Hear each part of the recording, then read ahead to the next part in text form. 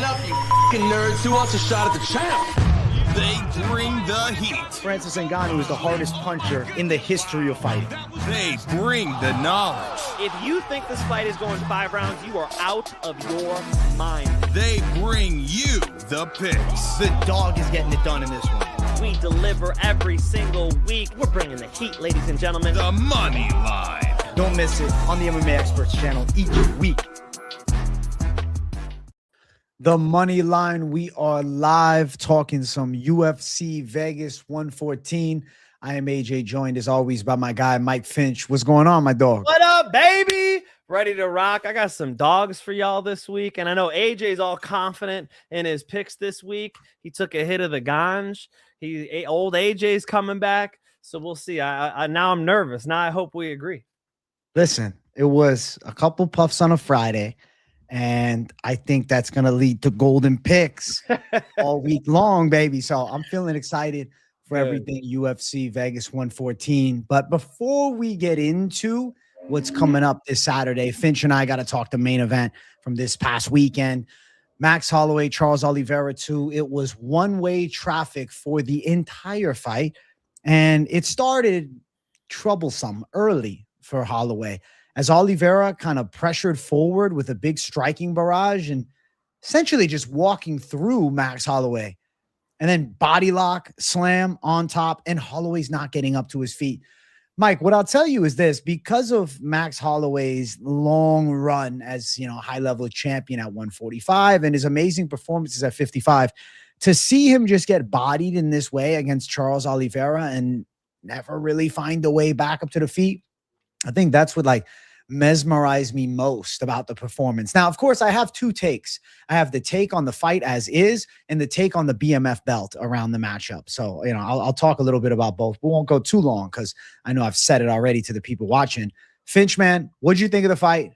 What do you think of the BMF situation around it as well? Charles Oliveira's wrestling is better than ever. He was able to get Mateusz Gamrot's back, and he was able to just absolutely buzzsaw through Max Holloway. I told you I was having nightmares that Charles Oliveira was going to get that back, and sure enough, he goes and gets that back right away. Now, it wasn't the most BMF performance I've ever seen. I understand some of the hate, although Ryan Garcia, you ain't got to worry about getting held down for 25 minutes. Ain't nobody in the UFC bad enough to not submit your bum ass in 25 minutes. Come on, son.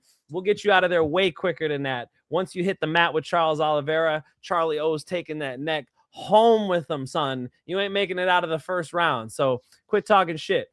But it wasn't, it wasn't a staple BMF performance. I understand the hate, I'm wearing my FU pants right now. These are Conor McGregor exclusives. If you guys remember the FU the blazer he had on, so maybe it needs to be McGregor and Charles Oliveira for the BMF title. That would be the only thing to make me happy after seeing this fucking White House card. I think Charles Oliveira just had a staple performance. The game plan was A1. He was going for neck cranks. He was trying to finish the fight.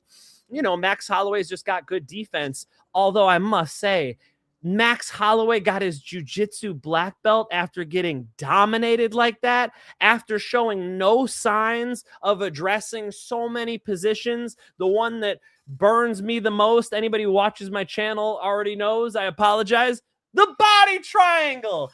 Max, address the body triangle. No matter what he's doing, he's raising his eyebrows, talking to Dana. I don't know what the fuck he's doing. He's not addressing the number one thing that's going to set him free. Unshackle yourself. Free yourself. You have to address that body triangle. He failed to do it, and they give him a jiu-jitsu black belt afterwards. I think that's blasphemy. Jiu-jitsu black belt aside, that was ironic, right? He was mauled. He survived. Okay. What? He didn't do shit. Not getting tapped out by Charles Oliveira, I guess, equals black belt in jiu-jitsu. I think he got mauled on the floor and looked, survival state, but he got beat up too with some shots. It's not like it was just control. Oliveira did more ground and pound work than, let's say, Islam or even Rosas Jr. or even like Rosas. Oh my God, what was that? Rosas was the takedown machine, though. 16 takedowns is impressive for Rosas Jr. hitting 16, he's got cardio, man. At Yeah, 21, but it also 16, shows he can't hold nobody down. Raul Rosas fair. Jr. finally did tie up the legs in the 3rd round. That got him to, Yeah. I think he had mount for a moment. He actually might, he didn't get mount, did he? You know, it's just the kid's got a lot of mixed martial arts to gain. Can we get some elbows? Can we get some, you know, some striking even? Like, you know, Rob Font standing with his fucking head down like this. Can I get a front kick to the face? You know? No, I got some problems with that performance too, which, by the way, if you're in the free channel, you made money on. That's 3 in a row for free channel. I think with this main event, the BMF element to it, I want to talk about. There was always destined to be a dud of a BMF fight, though. I think, you know, as the time has passed, I have sat on it and said, okay, well, not every BMF fight is going to be Gaethje versus, you know, Poirier knockout, or Gaethje versus Holloway knockout, or Poirier versus Holloway war, right? It was more of a grapple fest, which is a little confusing because the BMF narrative initially was it's going to be striking warfare, pretty much.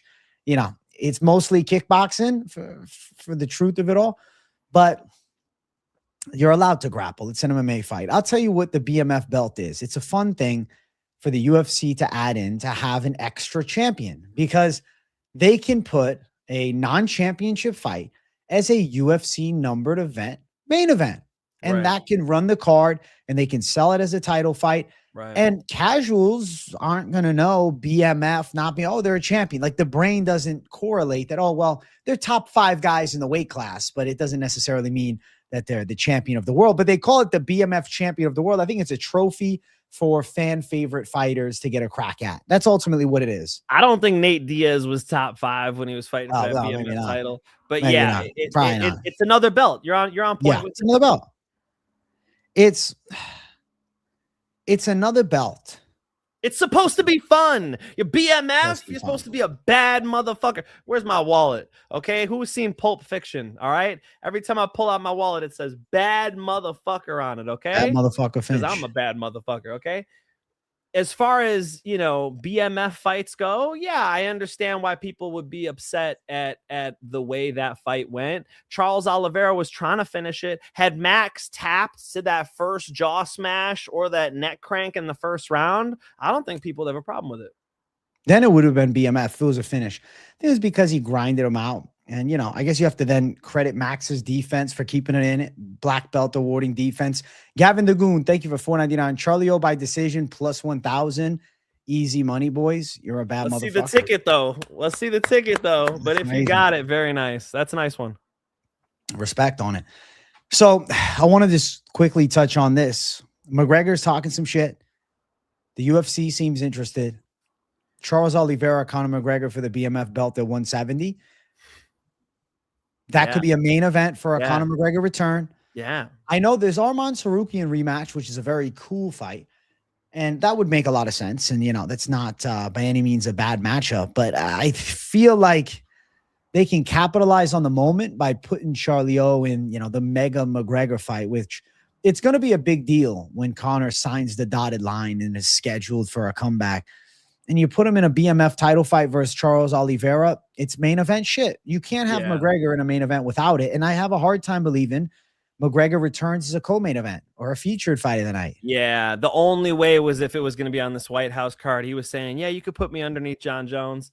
I don't think it makes fiscal sense, AJ. I think that's what really ended up happening here at the White House card. I don't know if you guys heard Conor McGregor talking. He's like, even the price of eggs went up. Even the price of eggs is up. Yeah. So he's saying, you know, fuck my contract. He's saying, you know, let's get me this inflation money, you know?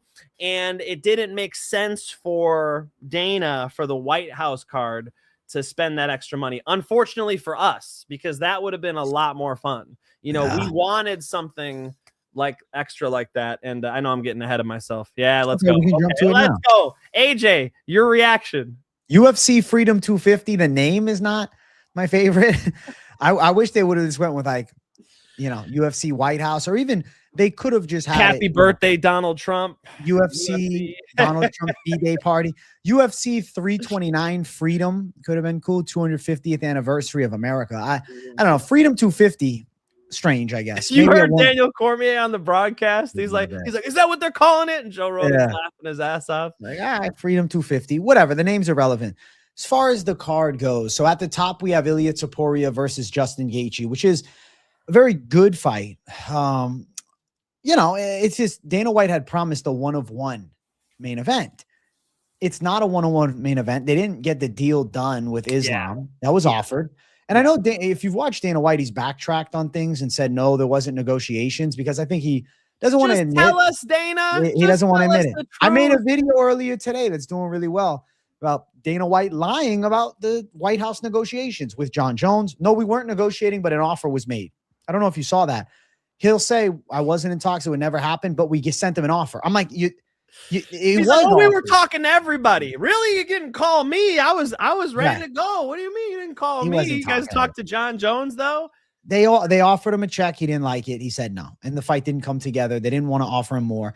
They just signed Conor Benn to a $15 million deal. And you have to assume the money is pooled in together now that it's TKO. That extra $15 million, if they don't spend it on Conor Benn for a boxing thing, we're getting John Jones at the White House. My issue now with this new TKO era that has Zuffa boxing with the UFC is there's a financial divide, and boxers historically at an elite level have made more than MMA fighters. And Conor Benn is not the same level of star in boxing as a John Jones is in MMA, but he's getting the same offer on the table for a one-off fight with Zuffa boxing that John Jones would be offered for this White House card.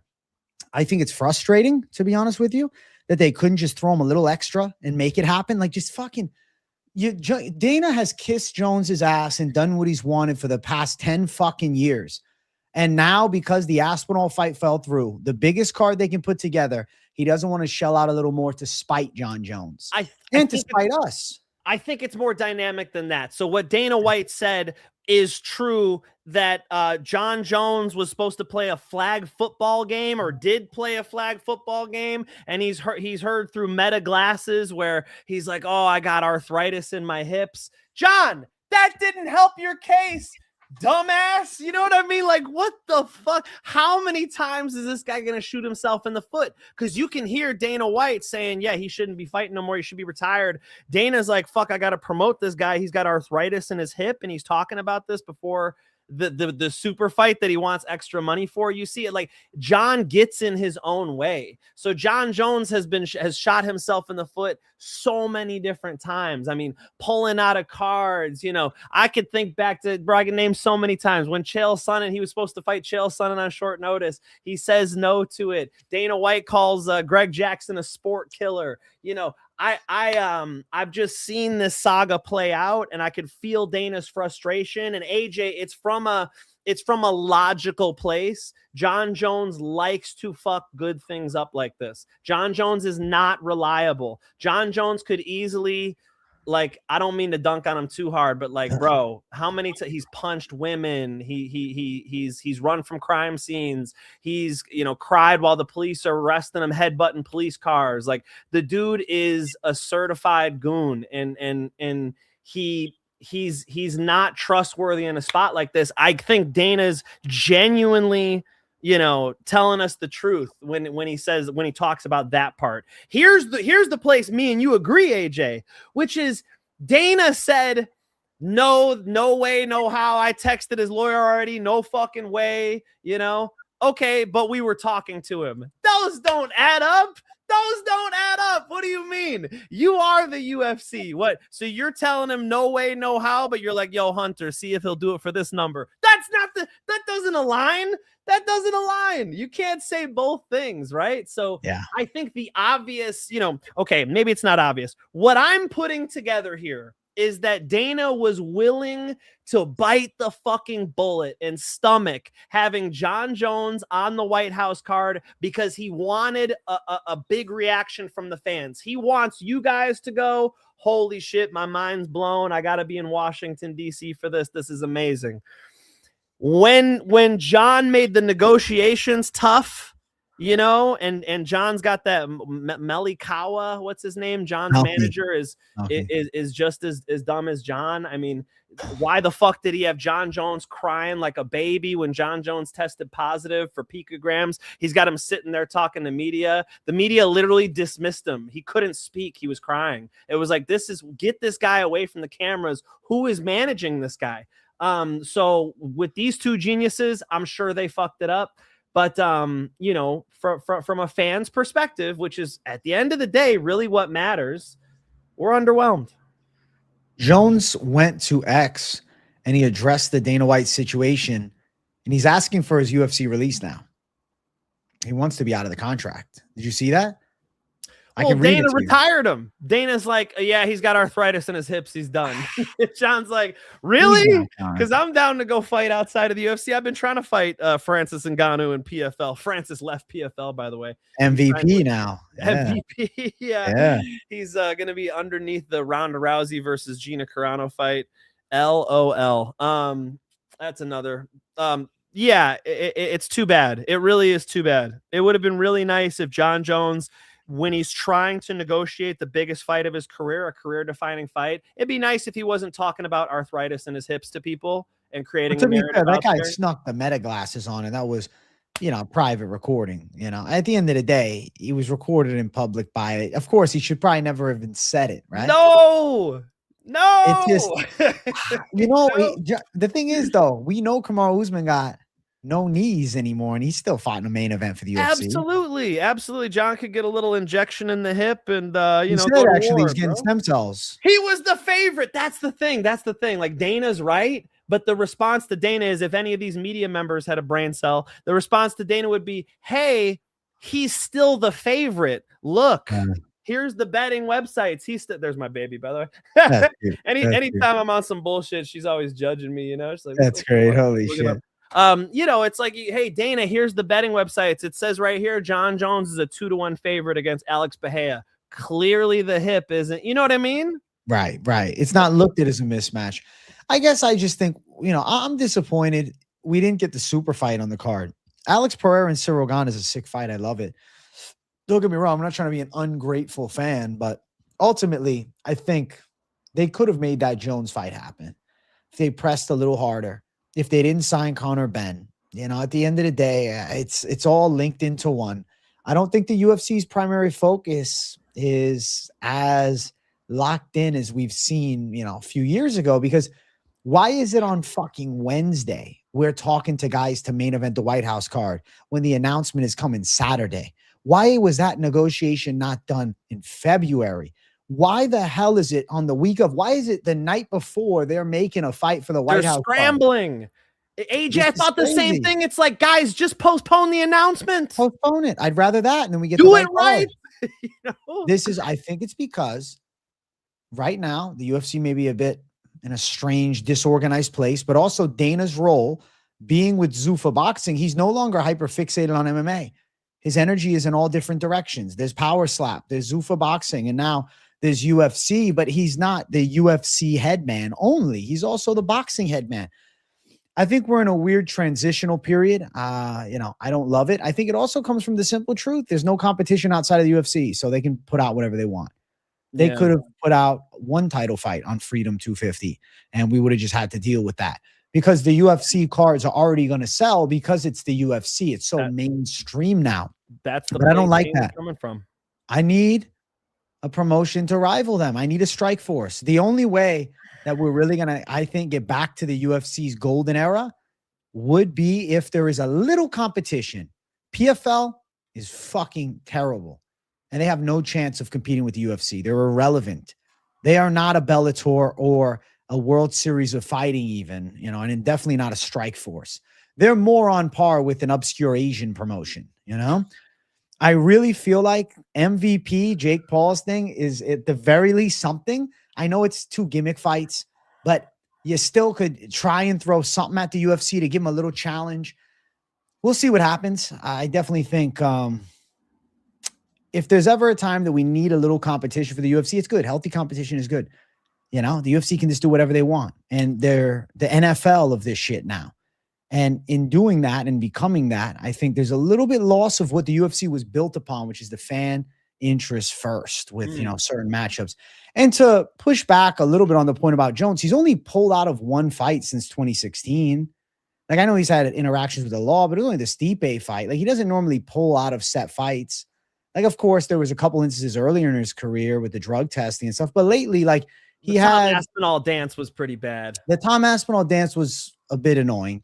And I think the reason that Dana White is probably so adamant about not pushing negotiations further was because of the spite, because of the Aspinall situation. But okay, we have the Pereira fight. Like, then the Aspinall fight, maybe it's never there. But then, okay, let's say Pereira chins him. Now Pereira's stock rises more. Do they not want to risk Pereira against John Jones? You could argue that. They don't want to risk Pereira to lose to Jones, then Jones to go off and retire. And then, we're left with Pereira off a loss fighting Aspinall. I guess that's an element of it.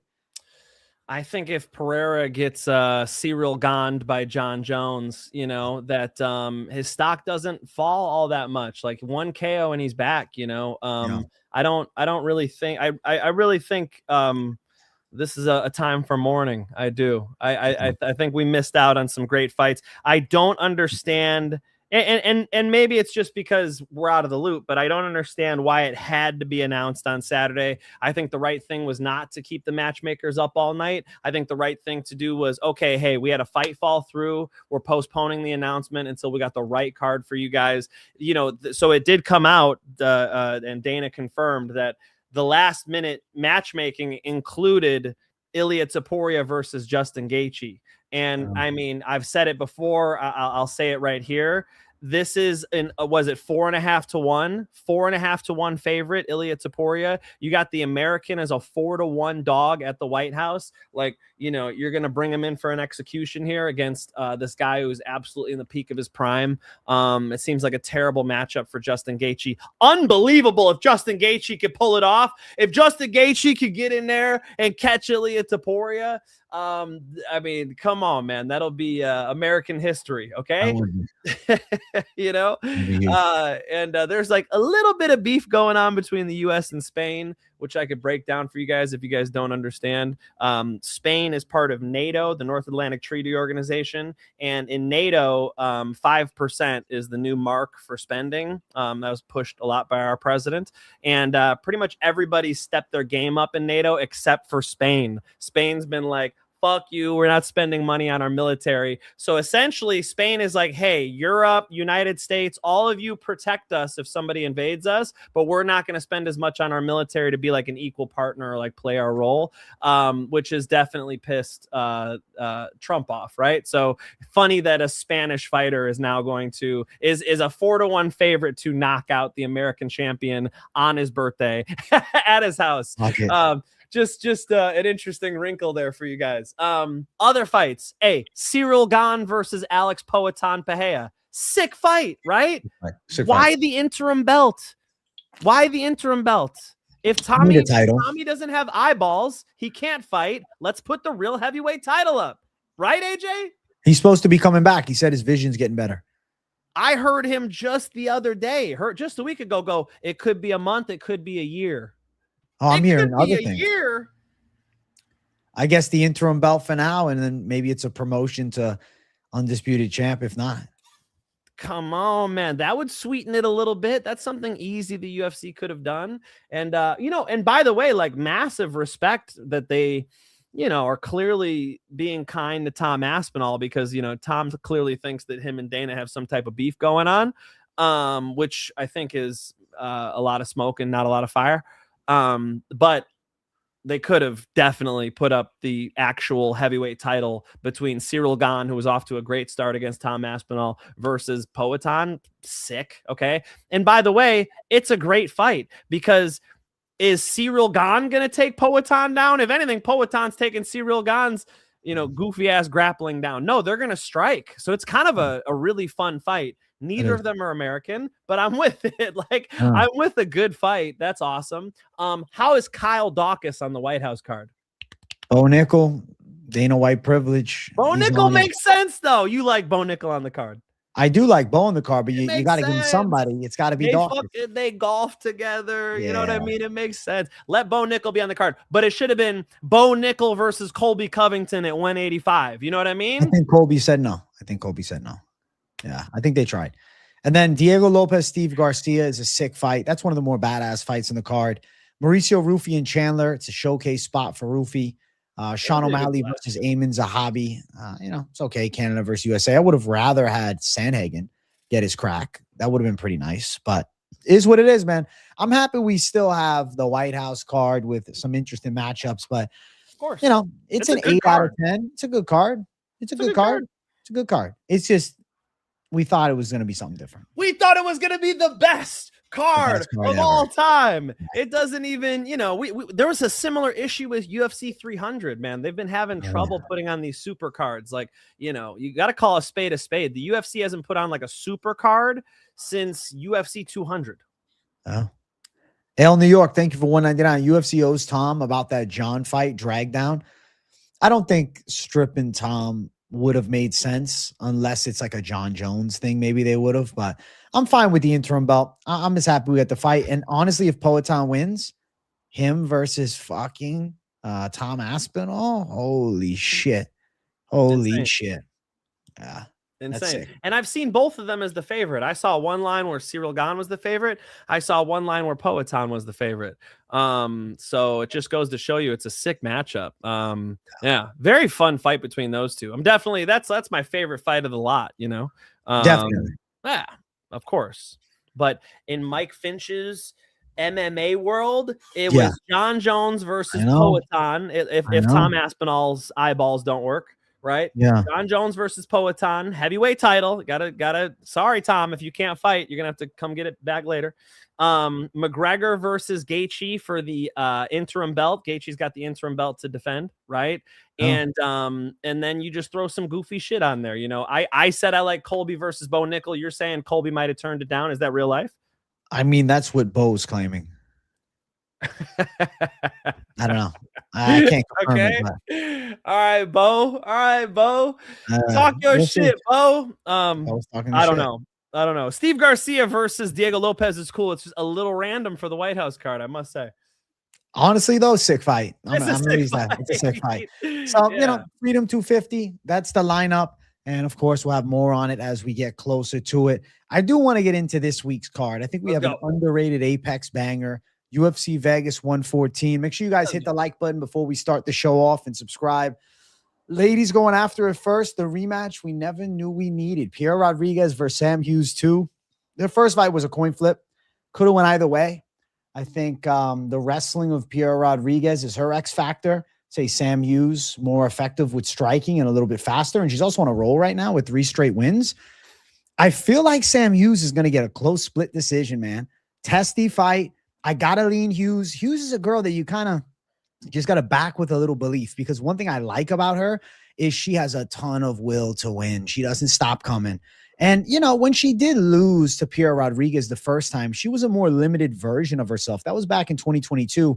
And since that point, she's gone 4-1. She beat high-level grappling prospect Jacqueline Amarin when she was undefeated, coming off a destructive performance against Shauna Bannon. W over Stephanie Luciano, Victoria Dudakova, good strikers. Pierre Rodriguez, she got that testy decision against Ketlin Sousa, but she kind of just laid and prayed at the end. She got on top, she held position, embraced the grind. And then, she got the Knutson win, but that doesn't mean much with now her being released from the UFC. The Carnelossi DQ after touching her up, she headbutts her. And then Jillian Robertson fucking mauled her. So I just feel like Sam can do a little bit more, land a couple more shots, damage trumps all. I see her as the girl doing more damage. I'm going to say 29-28 Sam Hughes gets it on the scorecards in a back and forth ladies fight. What do you think?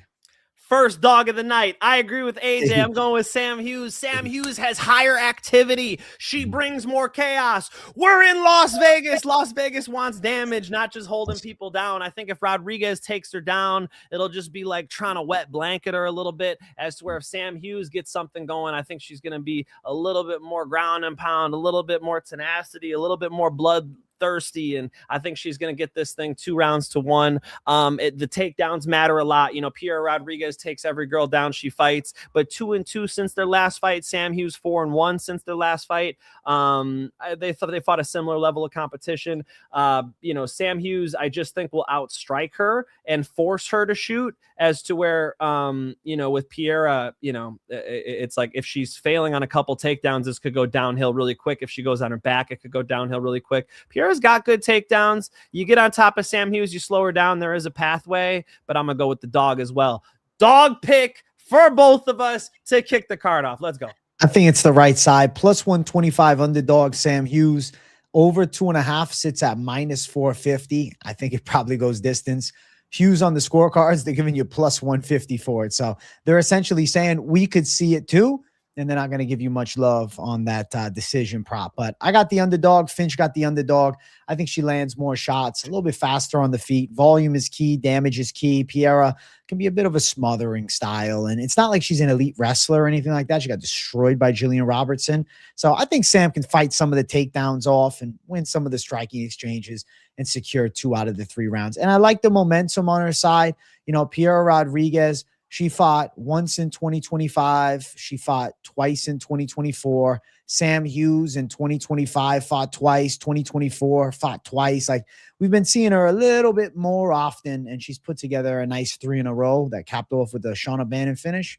I think you got to go Sam Hughes to pull this one out, man. So we're repping Sam Hughes for the W. Let's keep running. We got Elijah Smith versus Su Yang Yu in this spot.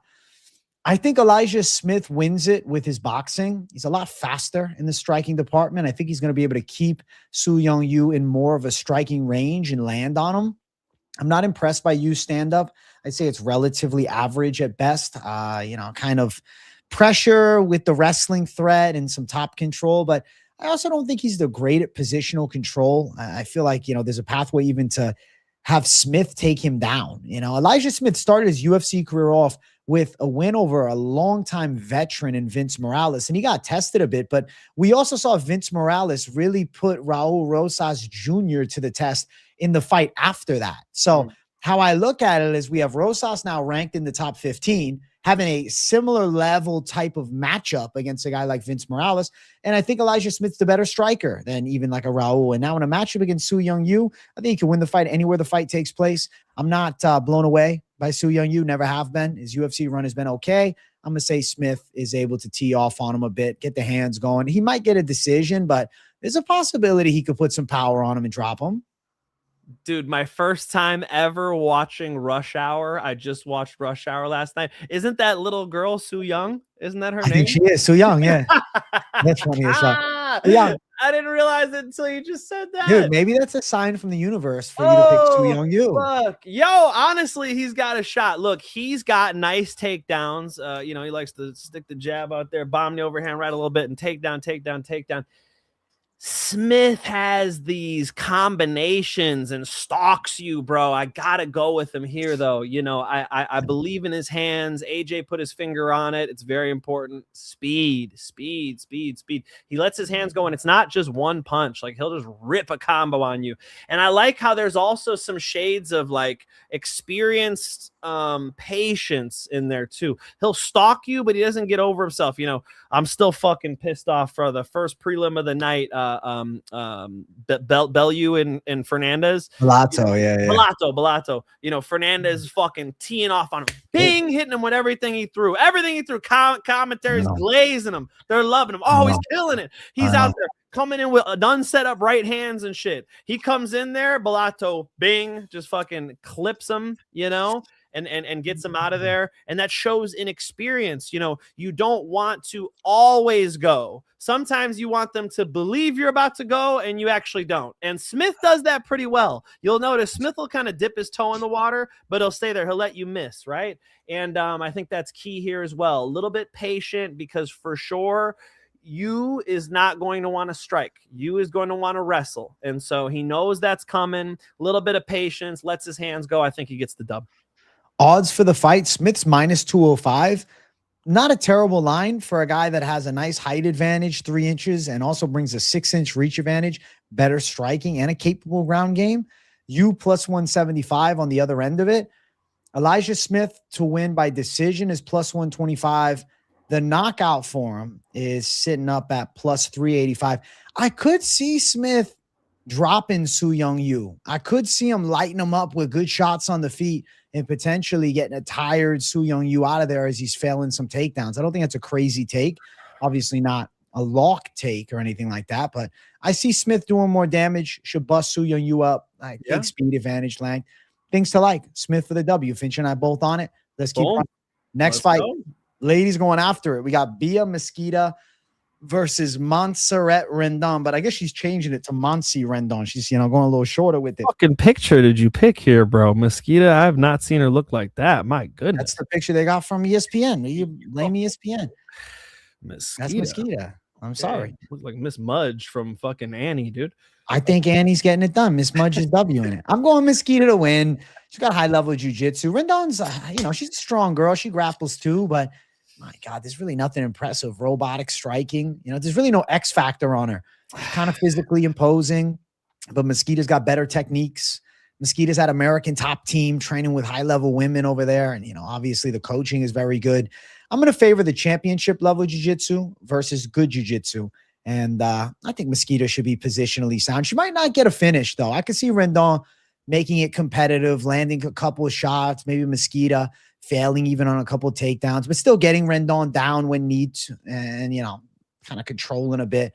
I'm going to go Mesquita for the W. I feel like she gets it on the scorecards or potentially a rear naked choke. Simple submission is more likely than anything crazy. I'm going to go Rendon. I know Mesquita's at a much better gym. Mesquita's has a better jiu-jitsu accolades on paper, but watching these two fight, I think Mesquita's beaten a lot of, 3-0, but not very good women outside of the UFC. And Rendon's been fighting, a lot of good talent for a long time. Rendon's striking does look pretty bad, but there's a bit of a grind she could put on girls when they get tired. She'll start letting her hands go and stalking you a little bit. I think this is closer to an even fight than the 5-1 odds. I mean, the odds on this blew my fucking mind. So, looking at Mesquita tape, I just feel like she's beating a lot of girls who aren't very good.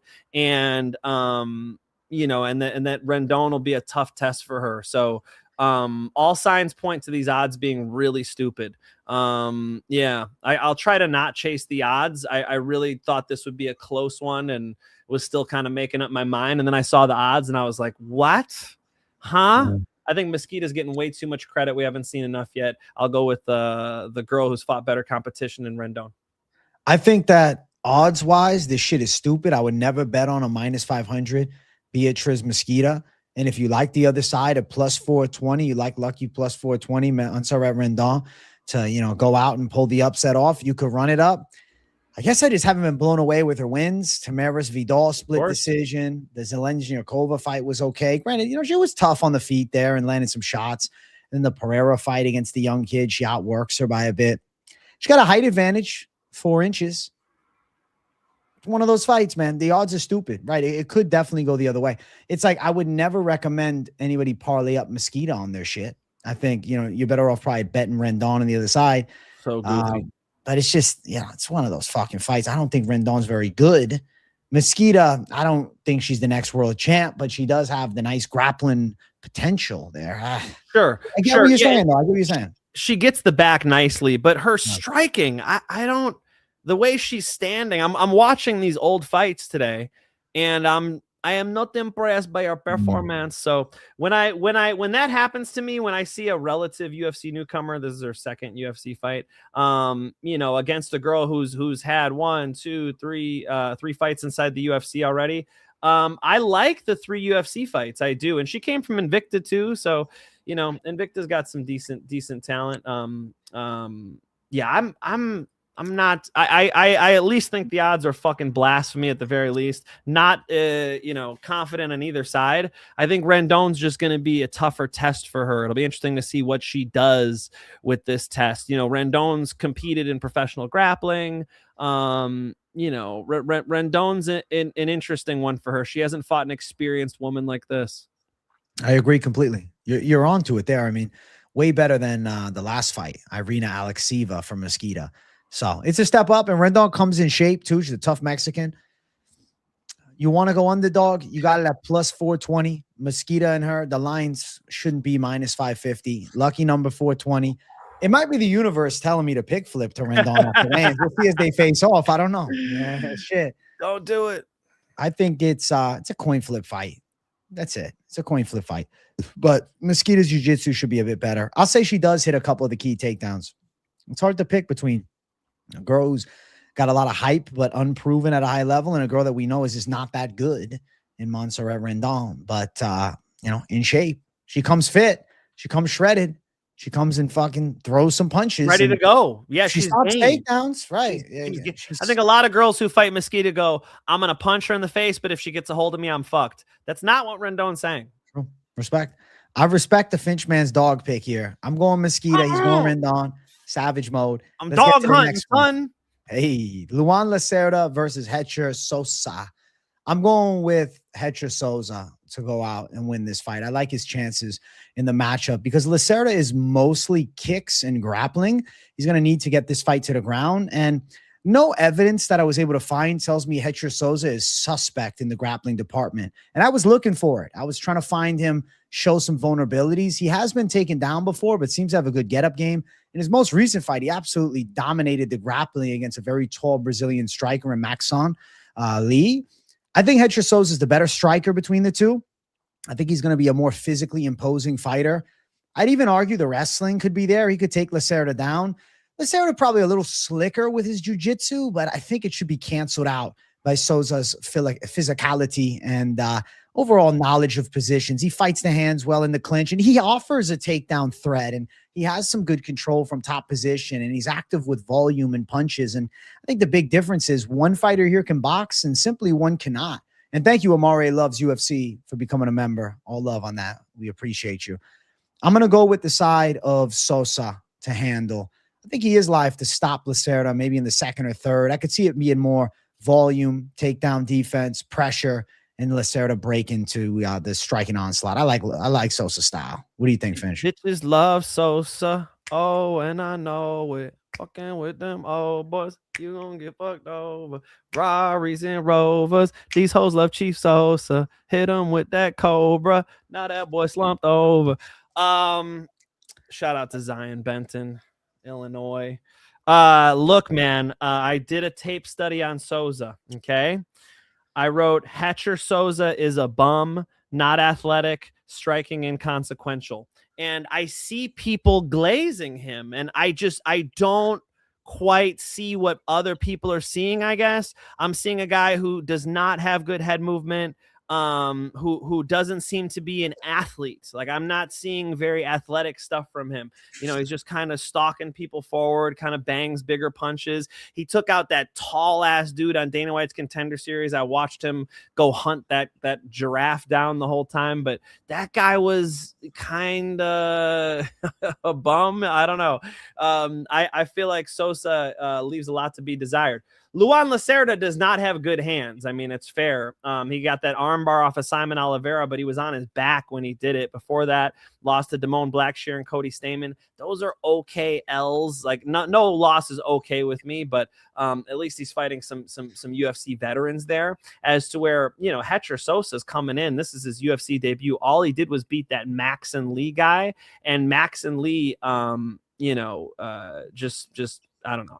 I was not blown away with that fight. I'm gonna go Lacerda. I like that he is from the Muay Thai school that Jose Aldo came from, that Renan Barao came from, with Andre Pederneiras. I think that helps a lot. He's gonna there's nothing that Hecher Sousa is going to do that's going to be surprising to him. And like I said, Hecher Sousa seems to be relatively inconsequential. So although he might put some pressure on, I don't think he'll get Luan Lacerda out of there. And then on the grappling side, Luan Lacerda's jiu-jitsu is better. I mean, Luan Lacerda could snap up a neck or an arm at any time. Maybe a wrestling advantage for Sosa, but again, I'm going to say striking advantage for Lacerda. I agree, not a lock, and I agree, definitely not great hands, but they're going to give me 2-1 odds. Lacerda. Plus 175. Lacerda minus 205. Sousa. I guess I'm a bigger Sousa believer. I like him a lot. I feel like what about him? Like, is he? I think he's got good pressure and good punch combos, and he kind of crowds people well. Good cardio. Yep. Seems to fight positions off well. Yep. But I agree though. Lacerda in pure element, the jiu-jitsu side of the fight. If he can get to like a back take or something like that, he could be slick enough to pull something crazy out. It's just I don't feel from my end because I sat on this fight because I said to myself, I got to think more about it because I know Lacerda's got some jits and I've picked Lacerda in the past. I just worry about the Lacerda hands a lot and then just getting outworked. Like I can see Sosa not getting subbed and walking him down. And just he could, to be honest, I'm not surprised if Sosa's getting on the scorecards. Hard 3 rounds. He could do volume accumulation damage, but maybe a decision win. But I respect the Lacerda side. Mike Finch hit that verse again. Let's fucking go. Love Sosa. Rarries and Rovers. These hoes love Chief Sosa. They don't know about Chief Sosa, okay? Chief Keef from Illinois, all right? I don't know Chief Keef, but I know a guy who knows Chief Keef. And shout out to my boy Dre G, who's also a rapper. So yeah. Same. I should have gone to a couple more house parties than I never went to, but that's all good. Yeah, I'll go Lacerda, but I hear you. No, that's a good point. Hecher Sosa, he puts the car in drive well. Yeah, that's what I liked about it, is the pressure style. Now the question is, do you have a method of victory call? You kind of just thinking underdog, Lacerda. Jump the gilly. Be silly, jump the gilly. Jump the fucking gilly, bro. Jump in the gilly, getting Sousa to tap. Submission. Plus 475 if you like jump the gilly, getting silly. Joey Hemingway, thank you for $4.99. Finch, man, I swapped out Fernandez and went Kyle, Robocop, bro, Albert Montez. Those locks came through big time, baby. Finch love, Chief Sosa. Hey, thank you, man. W, bro. Let's go. Nice, man. Hey, great job on the Kyle call. Rainier DeRitter, I thought took, what was that, the second round? But Kyle outstruck him. Very, very nice. Yeah, Kyle came to hunt, man. Rainier DeRitter's, he got that awkward ass style, but it works for him, dude. He does that thing. He lifts his lead knee, like he'll come in, he'll just be picking his lead knee up as he walks towards you. Karate don't know how to handle that. Congrats, Joey. He's different with that Karate Kid shit. Come on. Finch, man, going Lacerda against me. I'm going Sosa on this one. Let's get to the next fight on the card. We got Bolaji Oki versus Manoel Sosa. I like Bolaji Oki's chances to land some shots in this fight here, man. I don't know about this Sosa dude. He's getting so much hype. I'm going Oki. Well, I wasn't blown away by the Contender Series win. Perez won the first 2 rounds, wrestle fucking him up. And then, Perez is gassed in round 3, failing takedowns, panic shooting, and Sousa's just ripping him with some wild shit. But I watched Sousa strike, and I'm like, yeah, he's got nice overhands, and he brings decent pressure. But, like, I don't get what's so amazing to have him as, like, a 3-1 favorite against fast hands Oki. I wrote down one name. I did my Sousa tape study, and I just wrote down Vanderlei Silva. He has that blitz and pressure, that dog. I get what you're saying, yeah. And he, has a nice win against Mauricio Ruffi outside of the UFC, right? That's something that's kind of carried his stock. Knocked his ass out. Knocked him out. Bolaji can crack with fast hands. I don't know with Sosa. I'm feeling like he might be a bit overrated. I'm not blown away. I know his only L was to Archie Colgan, and Archie's a really good wrestler. And Bolaji, he's been a letdown, but even in his losses, in both of his UFC Ls, he did have his opponents on skates. Like, he's still able to connect with big shots. In his win, he was on skates. See, Bolaji Oki's hittable, bro. Everybody punches Bolaji Oki in the fucking face. Does he land first, though? Maybe. I don't know about Manoel. I guess nothing really blew me away from him. Like, I think he's got a decent MMA game. He's got the pressure tie style, like you said, Vanderlei. I like that comparison.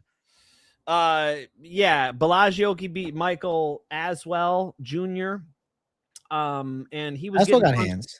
He was getting punched in the fucking face in that fight. His defense is not good. And here's a guy who hits fucking hard. It's funny, actually, you didn't say the one thing that's been causing me stress about this matchup. Sousa's UFC debut. Bolaji Oki's been there, done that, bro. Bolaji Oki's fought Duncan, got his ass beat. Fought Michael Aswell, Mason Jones, got his ass beat. He dropped Mason Jones, had him nearly knocked out. Damn. I did not remember that. Did he? He rocked him. He nearly put him out in round 1. The thing with Oki is he has devastating consequence, but he hasn't figured out how to control the force because he blitzes and he goes for the win. It's like almost better if he doesn't rock him and he just wins a decision, just out striking him. I don't know with Sousa, man. I got my doubts. I have my doubts. Yo, doubt him. What song is that? What song is that? I don't even honestly. Off the top of my head, I don't know. You're just making that up. I turn everything into a song. I was with my little cousin Winter. Shout out to Win, and we were at Disneyland. He's like, everything we say, you turn into a song. I'm like, yes, that is my style. Shit. I'm a happy man. Singing is the sign of a happy person. I agree. We go over to Emmanuel Sousa's side, and I'm seeing, he's fought a lot of experienced people outside of the UFC. That gives me a little bit of help. I watched that Archie Colgan loss. It was actually pretty competitive. Archie Colgan has these ridiculous blast doubles, like he shot out of a fucking cannon, like a Evel Knievel show. And aside from that, he was kind of getting walked down by Sosa, and Sosa was starting to rip some shots on him. Yeah, I'm gonna go Sosa, but the big asterisk is he might not have a good UFC debut. As for Bolaji Oki, should be quite comfortable at the Apex. So interesting pick, AJ. Odds for the fight have Bolaji Oki at plus 215 as the underdog. Sosa at minus 255. Favorite status for him there. I don't like that. He doesn't deserve minus 255. I think it's more of a pick'ems fight. I don't like that. If it was even minus 155, I'm a little more comfortable. Yeah. It is closer to a pick'em fight because although Sousa looks better, it's his UFC debut. How many fucking UFC debuts do we need to see? I just ate shit with Fernandez against Bellato. I just ate shit. I can't get this taste out of my fucking mouth, So, yeah, it's concerning. We got opposite ends of a couple picks in a row here with Finchman going towards the Sousa side. AJ on the dog. AJ on the dog. Hey, I said I was going dog hunting too. We're just I know. Let's keep running. Next fight, we got Chris Curtis versus Mitabek Orolbai. Don't do it. Don't do it. I'm going Mitabek Orolbai. Okay. Bro, come on. Like, I like Chris Curtis. I pick him at 185 over people, but I always hate these guys that towards the end of their run, they want to lose weight. I'm like, damn, bro. Normally people have more success gaining a little weight. I think Orolbai's too well-rounded. Yes, Chris Curtis hits hard and he's got dangerous southpaw hands, but he's not the biggest puncher at 170. We have to keep it a buck, and he's out of his prime for sure. Went to a split decision with Max Griffin in a fight that could have kind of gone either way. And I got Mitabek Orolbai, destroyed Uros Medic when they fought. Like, coming off of a first-round knockout of Jack Hermanson. Yeah. Mitabek Orolbai has knockout power. He has technical stand-up too. And he's got high-level pressure grappling and damn good cardio. And holy shit, you better kill this man to stop him. Even in the Rebeshki fight, Orolbai is still coming. If that's 5 rounds, he's finishing him. Orolbai is one of those guys that has that never say die mentality. And I think he's really coming together better than ever at 170. I think this is a good matchup for him against an aging Chris Curtis. I think he's going to be able to walk him down and out-grapple him. I think potentially in the striking, though, Orolbai could look kind of fast here and surprise people on the feet. Chris Curtis was tuned up by Jack Hermanson in a kickboxing fight. I know Chris Curtis gets a lot of respect for his hands, but I don't know, man. The striking skill of Orolbai, I think, is more underrated. And I have to lean towards Orolbai to fight smart here. I don't think he's getting knocked out by Chris at 170. I think Chris Curtis is getting outworked. I can see Chris Curtis taken down. I also have to keep it a buck. I think Chris Curtis is past the best days. That's another element of this fight. Chris Curtis at 38, Orolbai at 28. We saw Orolbai 3 months ago flatline Jack Hermanson like RoboCop did. And we saw Chris Curtis 7 months ago win a split decision against Max Griffin. It's just not really comparable, I can't. I can't, bro. I have to favor the side of Orolbai to be able to do more and win this fight. And it could be a decision. And you know what? Chris Curtis can rip some punches. He might get a couple of shots through, but I think Mitabek Orolbai should win. And the kicks could get it done for him. Another element of the fight, too, is a lighter man's skill. Orolbai's faster. He's lighter on the feet, and I think being 10 years younger, these are probably keys to success in a big way against Chris Curtis. So we'll go Orolbai to get it done. Even when Chris Curtis has a great fight, it's a split decision. You know, that's not Orolbai's style. Guys, minus 265 for Orolbai. They're giving you those odds for Manuel Sousa in his UFC debut against Bolaji Oki. They're going to give you minus 550 for Bia Mesquita, a girl who can't even strike, who's fighting a UFC veteran. What the fuck? Orolbai should be a lock here. Orolbai has been looking really good. If you just kind of block that Rebecca fight out of your mind, if you just pretend that one didn't happen, this dude is, you know, one of the real prospects inside of the UFC. And he really looks like he's getting comfortable. I love the Jack Hermanson performance. The wrestling's there too. Let's go Orolbai and probably finishes Chris Curtis, which is a hard thing to do. Like Chris Curtis, you know, say what you want about him. He'll make you hit. He's got a little Sean Strickland in him. He'll make you hit that lead shoulder, uses those wide forearms, catches shots with his hands. I think Orolbai is finding a way through, might even take him down. You know, I just don't really see where Chris Curtis gets this thing done. I think Orolbai wins every phase. Orolbai's a lock here. You know, Orolbai also undefeated at 170. Something worth mentioning. His only losses have come at lightweight or the 160 catch weight or Rebecca. So that extra 10 pounds, 15 pounds makes a big difference. And it seems to ignite his machine. I think he carries more power, and I think he can press a lot harder. So and I think he just beat an 85er. He just beat an 85er. An 85er that beat this 85er handily in a 3-round fight. So that's a good mental feather in his cap. Yeah, agreed. The odds are really not crazy at minus 265 in comparison to, like you said, being the same as Manuel Sousa's UFC debut. Chris Curtis plus 255 or plus 225. What are we doing here? The odds on this card deserve to be taken advantage of. I think so. Over 2.5 minus 150. But let me tell you, man, Mitzabek Orolbai, I think he's a money line type of parlay piece that you put in to something which we'll talk about. I feel it's high likelihood of success, Mitzabek Orolbai to win, whether it's a decision, whether it's a knockout, whether it's a submission.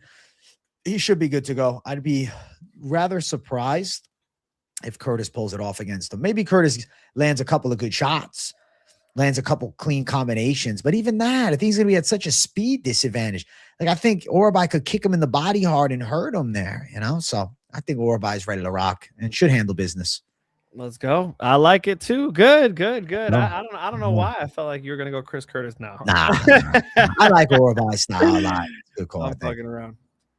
Next fight. Check. Hey, in agreement. Next fight, we have Brad Tavares versus Eryk Anders. Are you sure this isn't the same dude? Are you it's sure the same? I swear to God, they're like the same person in my brain. But one difference is Anders carries a heavy hand.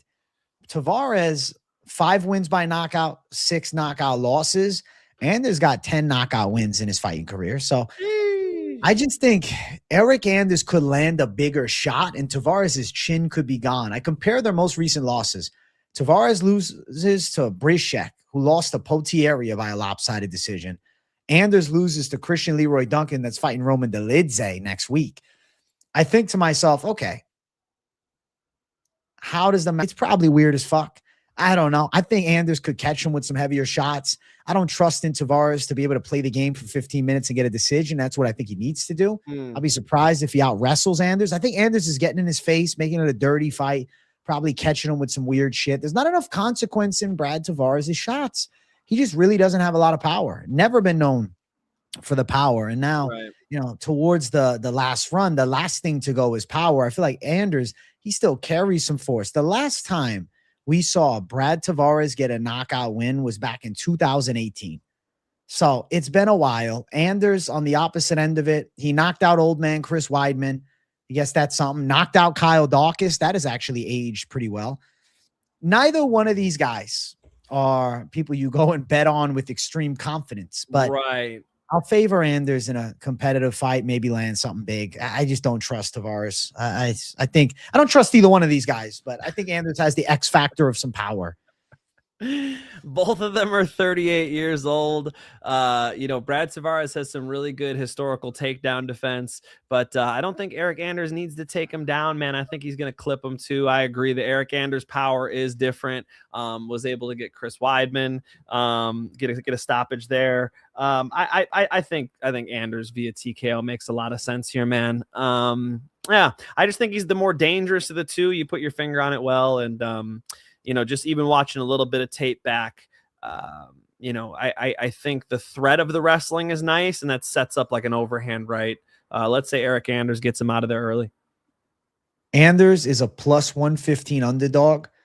Tavares at minus 135. Anders to win by KO plus 335. Anders, live to catch him. It's one of those things. Do I really want to bet on either one of these guys? Not really, but if I had to, I'd rather just go dog.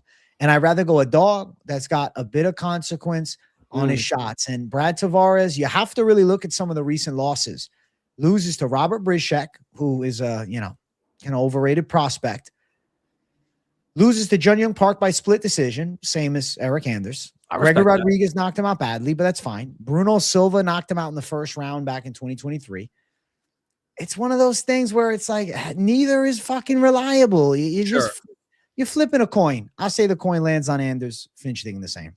Yeah, I'm thinking the same thing. I think AJ identified something, which is just who's more dangerous. Like when these guys start to exchange, they're both 38 years old. Neither of them are going to be as fast or have as good of a chin as they've had previously. I would rather go with the guy who could ball his fist up and put the opponent out. That's going to be Eryk Anders for me. Let's go. Anders for the W for us both. Let's get to our next fight on the card. It's our featured prelim. Charles Johnson versus Bruno Silva. Can Charles Johnson take out a UFC veteran, the prospect killer, versus a longtime staple of towards top 15 level in Bruno Silva? I'm going to say he does. I'm going to pick Charles Johnson by a decision. I think he's a little faster than Bruno Silva. I think his length is going to be a factor in this matchup. Bruno looked great in his last fight, though. Beat Hyun-Sung Park, bodied him. But to be fair, Hyun-Sung Park was a relatively unproven prospect that got shown levels in a matchup. I think Silva can still beat those type of prospects that are not all that. He's going to be giving up 4 inches in reach. He's going to be giving up, 5 inches in height. I think that Charles Johnson's going to look quick on his feet. He's got a footwork advantage. He's got a strike speed advantage. I feel like I used your term in my breakdown. I said stuck in the mud. Silva at times is a little stuck in the mud with his footwork, man. I just don't feel like he is the fastest in and out of range. But if you're there for him to hit, he can still crack. You look at some of Silva's performances. He got destroyed by Van, destroyed by Kopp, and even against Cody Durden, Manoel Kopp. Good losses, really good losses. Yeah, bro. But on the Van and Kopp, did you just name the number 1 and 2 in the division? I did. Okay. But, I look at Durden landing shots on him, and then he ultimately ended up landing the kill punch and put him away. I feel like Charles Johnson's got to get this one. I know he's coming off a first-round knockout loss to Alex Perez, and I don't love picking guys that were recently knocked out in the first round by any means, but it was a temple shot. It's not like he got caught flat on the chin. It was a shot that fucked with the equilibrium. So, I don't know. I think Johnson's probably going to get it on the card, should be able to land some more significant strikes. I feel like Bruno Silva's not going to have the edge in takedowns here. I think Johnson will look fast, and Bruno kind of be caught chasing a bit. I'm sure Bruno has a couple moments. I don't think it's a walk in the park for Charles Johnson, but I'll favor him to bust Bruno up and do more damage. Tough one for me, man. I hate the 2-1 line. I think the important note is something we just went over, which is that the 2 losses that he's had since 2020 are to Manoel Kopp and Joshua Van, who are, the number 1 and number 2 in the division. So those have aged like fine wine.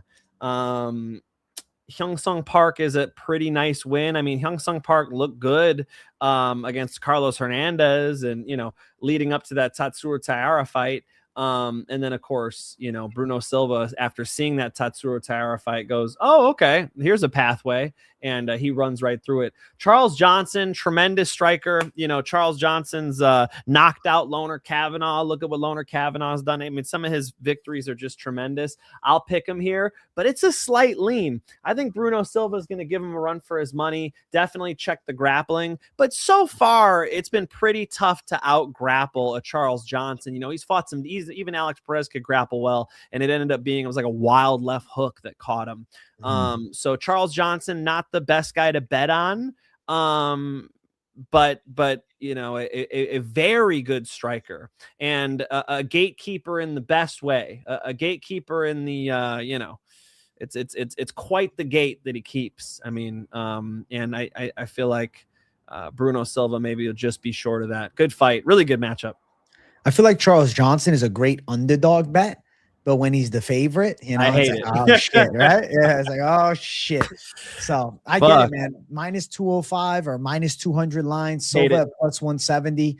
The thing is, can Bruno Silva crack on the feet the same way Perez can with that type of power? I feel like Perez is a little faster with his blitzes into range, though Bruno can punch.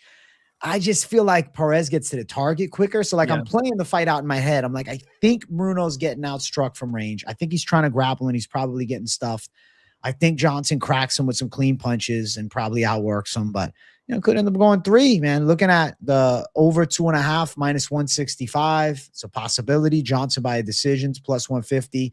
I'll say Johnson does it. Finch will say Johnson does it. We'll take Johnson, but yeah. One of those matchups, though. It's like you can't fully sleep on Bruno. He's a bad motherfucker still. You know, I don't, man. I don't. You know, I was a fan heading into those Van and Cop fights. You know, I was trying to sing his praises a little bit. He did get smoked by Manoel Cop. Manoel Cop beat his ass. I mean, that was really impressive. But look at where Manoel Cop's at, man. You know, yeah, I think Bruno Silva is going to give Charles Johnson a run for his money. I like the matchup. Like matchup wise, being there live, this one's sick. Betting wise, I'm a little nervous about it. Fair. Johnson for the win for us both, but a competitive matchup. Next matchup brings us to the main card opener. Be sure to smash the like button if you guys enjoy the show. And if it's your first time watching it, what are you doing? Subscribe to the channel. We got Vitor Petrino versus Steven Asplund. I'm going with heavy hands Asplund. I'm going with volume punching Asplund. I know the fear. I'm going Asplund. What the fuck? You are? Holy shit. I'm going to tell you why. There's some L's around Petrino. At times he gets a little low volume for me. And I worry about a gas tank.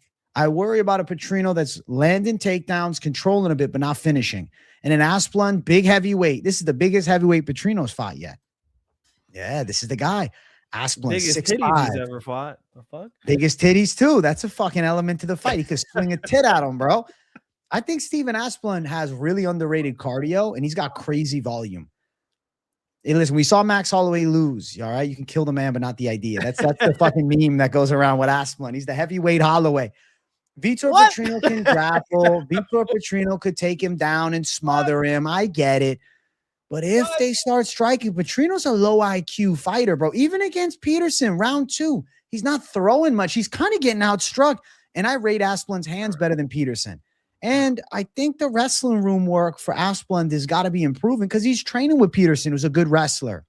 And I think that's kind of a good training partner to get you ready for a Petrino. I know there's big power on the Petrino side too, but I could see him getting thudded up with a big shot or gassing. And let me tell you, bro, Petrino gives me this energy. He looks at this guy and says, what the fuck is this joke fight? Come on, bro. I'm gonna smoke this short notice kid. I think Petrino is the type of person to overlook somebody like Asplund. And I think he's going to look at this matchup and think it's easy pickings. And I know even Finch is overlooking him. And I think Vitor Petrino might end up knocked the fuck out by fast hands Asplund saying, oh shit, let me not sleep on this kid. Fast hands, bro. He's got hands on him. He's got power. You called him Max Holloway? What the fuck? He's got the hands. He's got the hands. What the fuck happened? He's got hands, bro. My daughter's over there. She's fucking licking her chops right now looking at those titties. Asplund, Max Holloway. What the fuck? Oh, Petrino's a little dumb, bro. Come on, bro. You can't tell me Petrino's not a little dummy. Bro, okay. The Anthony Smith fight, the Jacoby fight. There's matchups where you watch, you say, what the fuck is he doing? He shot into a guillotine with the Anthony Smith fight. It is what it is. He got caught on the outside by Jacoby. Yeah, a glory kickboxer. Clean kickboxing. Yes. He's got 30 pro fights. He's very good. Asplund has beaten Sean Sheriff, who I've seen training over here at Ruka, who's got like 4 fights. He beat Anthony Guasio, who's got 3 fights. He beat Raiden Kovacs, who has 5 fights. He's 3-2. He beat Hammer Morton, who's got 4 fights, who's 3-1. You see what the fuck I'm saying? What the fuck are we talking about here? Max Holloway, I'm going to send you some fucking glasses. We're going Petrino knockout over this bum, over this man that Asplund is, who doesn't even deserve a UFC contract. It's a commentary on how fucking piss poor the UFC's heavyweight division is. At least we got guys like Tyrell Fortune coming into the UFC to do some damage. Go check out my interview with him on my channel. Unbelievable that we could the Max Holloway reference. Max Holloway blew my fucking mind, bro. Asplund is slow. Asplund is plotting. Asplund is so easy to locate. He didn't even turn the GPS off on his phone, bro. I know where his goofy looking ass is right now. I'm glad he did fucking Weight Watchers Slim Fast and got his shit in check. He's fighting a dude on anabolic steroids. He's about to get knocked the fuck out. Petrino, first round. Wow. I'm going to tell you, man, if Petrino wins, he better wrestle. He better not try to knock this dude out. He's going to look up at the lights if he strikes with Asplund. First round with this slow bum, Asplund. Wow. Damn, man. Finchman going in on our boy, bro. This is Max Holloway. He got no footwork. This motherfucker's got flat feet. Petrino's fast, bro. Petrino is fast. Asplund. What the fuck, Petrino? Petrino's slow, bro. Asplund's fast. I think we're going to see Asplund shock him. I think they're gonna say, "Oh shit!" What? They're gonna say, "Oh shit!" I'm telling you, he's underrated, bro. He's 6'5", 78-inch reach with crazy volume. Titties up, bro. Getting knocked the fuck out, dude. That is crazy. I don't even mean to dunk on him that much. I'm just trying to be funny, bro. Asplund here. Can I compliment him? He's got balls. He's got heart. Okay. Petrino, no heart. Okay. The balls shriveled up from all the steroids. Okay. So if the going gets tough, you know, Asplund can dig deep. Okay. So I would the 1 out of 100 versions of this fight would be they start digging deep. Both of them are tired. Okay. Asplund's got the bigger heart. Who has he fought? Nobody. How has he looked fighting nobody? Sloppy. Petrino KO. Okay. Petrino by KO for the Finch, plus 265. Money line is minus 250 for Petrino. Asplund sitting at plus 210. I'm going with the underdog Asplund. I'm going with the young savage, man. I like Asplund a lot. 6'5", 78-inch reach, All-American, Minnesota. AJ likes them double D's, homie. He wants double that D's, shit. Bro. Thick shit. I'm knocking me out with those American thighs. Should be his walkout song, man. I'm excited to see it. I don't know, man. Petrino, he's a suspect to me. Something about Petrino I don't trust. His mind, I don't know. I don't trust his mind. Yeah, I hear you. Yeah. I think Asplund's a little more of a thinking man's fighter. He looks like a retard to me. Holy shit. Asplund, man. He's going in on Asplund. I'm just going in today in general. I just don't give a fuck today. I don't know why. Finchman going Petrino. He doesn't believe in the idea. He doesn't believe. I don't believe. We'll see Saturday. Wow. What are the odds? Underdog. He's plus 215 underdog. Asplund plus. All right, hey, props to you, bro. Don't let me, you know. I mean, I guess I dunked you as hard as I possibly could. But... No, you're good. Asplund got cardio for days, man. Asplund got cardio. Petrino he had to get them fucking. What was he? 500 pounds. Like in shape. His goofy looking ass better have some cardio. Bro, he burnt Petrino's off of him in body fat. He's dealt with Petrino already in life, you know. I just can't believe you said Max Holloway. What the? What was the? It's a meme, bro. You haven't seen that meme? What was the? No, I don't understand what you're saying. I have to find it. You're saying he throws lots of punches? He's got good volume, bro. He landed like 110 significant strikes his last fight. He doesn't stop. Against a retard, bro. What do you mean? Sean Sheriff is standing right in front of him.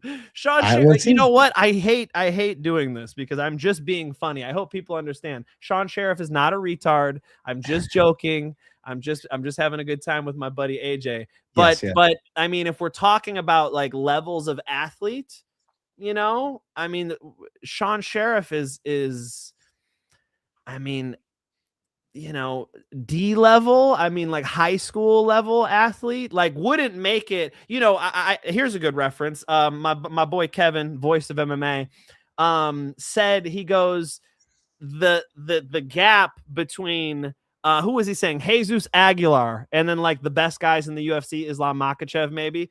The gap there that, and his buddy was like, oh yeah, like in the NBA, and he's like, no, like the best guy versus the worst guy in the NBA is so much more narrow than the best guy versus the worst guy in the UFC. I mean, you get, you know, I think Asplund is towards the level of, oh my God, how is this a pro athlete? You know, that's where I'm at with it. Maybe AJ's onto something. Maybe I'm wrong, because this dude's got balls of steel, and I respect those balls of steel. Okay. All right. I got some balls myself. All right. It runs in the family. Okay. But I do think that there's an athleticism problem here. I think you'll see Petrino get to the target very quickly. AL New York, thank you for $4.99. Oliveira, Asplund about to take Petrino. About to check Petrino. Takes the L good and won't mind. All right. Hey, You're not alone, dude. Shit. thank you for $4.99, AL New York. Let's get it, man. Finch, man. I know he's body shaming our boy Asplund. Yeah. Yo, get him a present ready. Buy him a bra. Like, get him a present ready. We'll send it his way after the fight. Maybe we'll get him on the show. On that bitch, you know. It's every dude wants to go to Victoria's Secret for something, you know. There you go. Hey, Vitor can lapel choke Asplund with his skin. Thank you, KC, for 50. And I owe you sick fuck. I saw one of you guys say mother's milk. You know what that is, AJ? Yeah, of course. Mother's milk, where you put the chest in their face, you know. It's a good submission. It's a good submission. And Petrino did put his head in a guillotine from Anthony, you know, Pussycat Hart Smith. So, you know, I'm on one today, bro. We better leave this fight. Let's go. Better leave this fight. We're going to the next one. Finch is going for by the way. We're going to ask. Respect to you too, brother. That's next not Max fight. Holloway though. But go ahead. Mac. We got Marwan Rahiki versus Harry Hardwick. Listen, Finch, I'm going Rahiki all day. He should outstrike Hardwick and probably knock him out. I don't think Hardwick has the hand speed to keep up with him. He probably got to grapple. I don't know how I feel about his grappling. I think Rahiki's at a big striking advantage. I think he's going to look sharp and fast. And I think Hardwick's going to get his chin tested in this one. His debut was awful, 10 leg kicks and it's over. And he was stretchered out of there. This matchup here against Rahiki, I can see Rahiki going to the calf kicks too. I think Rahiki's got some snappy kicks. I think Rahiki's got some fast hands with power, and he's got some crazy recovery skills he showed in his wild war against Mulumba on Contender Series. And I just don't think Hardwick can generate enough force with his hands. So I'm going to say Rahiki goes out and shows out. Yeah. Exactly. Harry Weak Dick does not have a lot of power, as to where Rahiki comes in there. He's breaking the fucking doors down. Now, the issue with Rahiki is he just walks the fuck in there. There's no head movement. There's no level change. Still getting over this damn flu.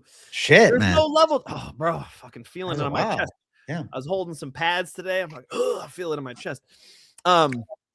There's no, like, he looks vulnerable as he walks in. So I need a dude with a grenade. I need you to chuck a nuke at this guy. And they give him Harry Hardwick. Like, come on, man. Harry Hardwick just got his ass beat by Kaue Fernandez. Kaue Fernandez was like minus 160. He looked like minus 106,000.